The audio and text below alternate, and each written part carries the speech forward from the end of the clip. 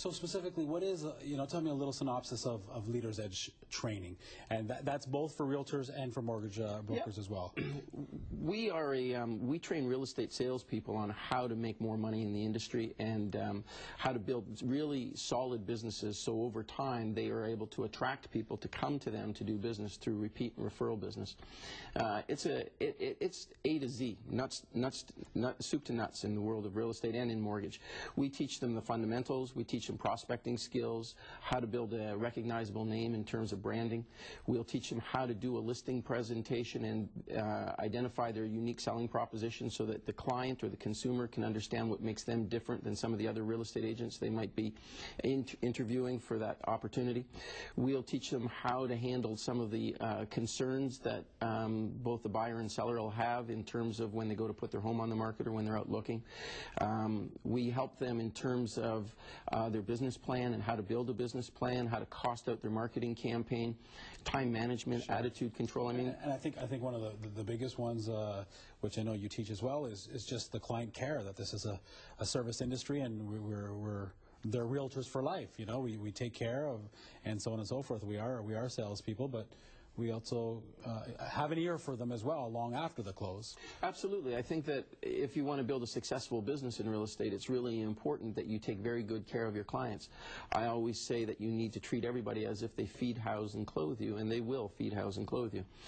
Often I see people who get into the real estate business and they're very good at making the one sale, yeah, to that client once, but because the sale process wasn't maybe handled the way it should have, they don't get that repeat and referral business. Yeah. And I'm really big about client care, just like you said, and how to build that relationship so that they start to send people to you, yeah, and your book of business grows because of it.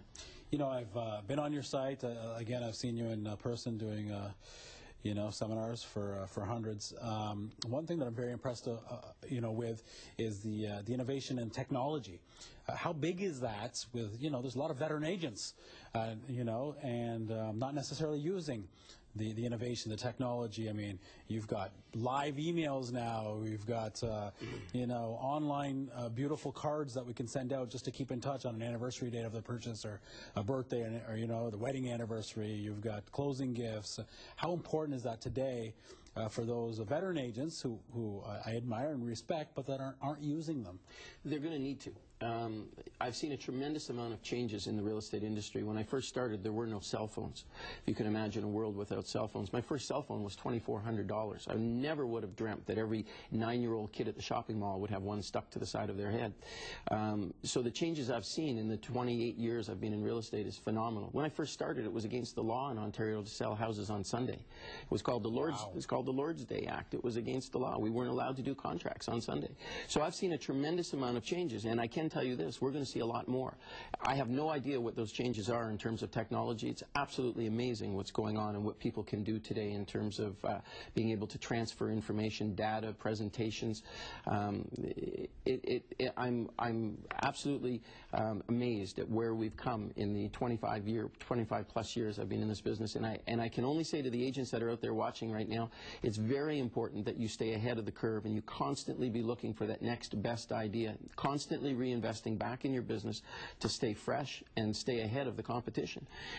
There's a lot of young agents coming out of real estate school these days, and they're all tech savvy. I mean, they've got their websites, they've optimized their sites, they're mining the data efficiently in terms of email addresses, and it's amazing what they're doing, and we have to constantly stay up with them. They set the pace, they set the tempo. Sure.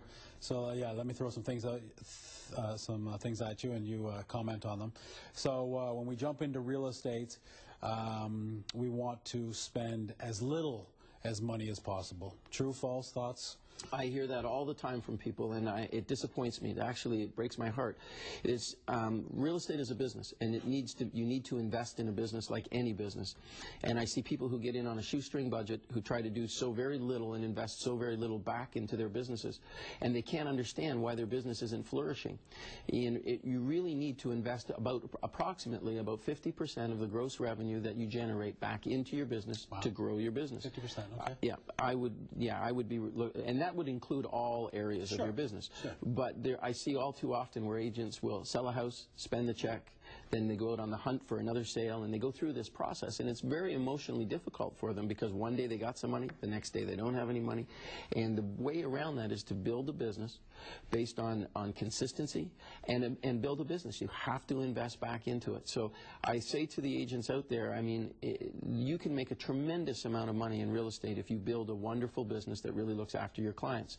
It's important that they do that, and if they don't, they're going to pay the price for it long term. They'll constantly repeat their first year or two in the business over and over and over again. Okay. The brokerage, it all matters who your broker owner is and the name that's behind you. I think it's important. I think that there are some companies that have invested significantly in name brand recognition. I also think it's very important to align yourself with a broker and a brokerage that you have similar philosophies and business models. But I will say this, that as time has gone on, we get further and further away from that because of virtual agents and agents on the go with their notebook computers.